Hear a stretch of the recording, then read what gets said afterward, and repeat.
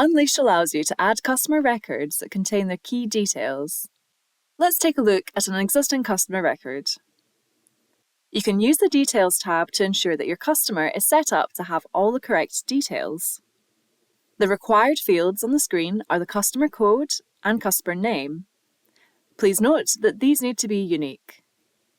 You can also choose and view the default currency, tax, sell price tier, multiple templates to tailor to your customer, and more.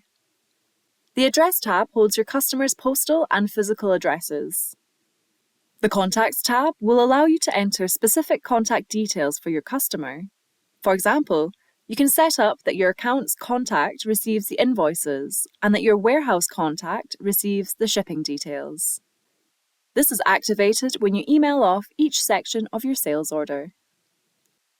The Delivery tab allows you to add multiple delivery addresses for your customer. The Quotes, Orders, and Credits tab will show you the transactions relating to this customer.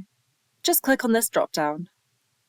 The Customer Pricing tab is where you can set special price or discounts for products or product groups for this particular customer. And finally, the Attachments tab is where you can load images or files related to your customer. Please also note that you are able to create a sales quote or sales order from within the customer record.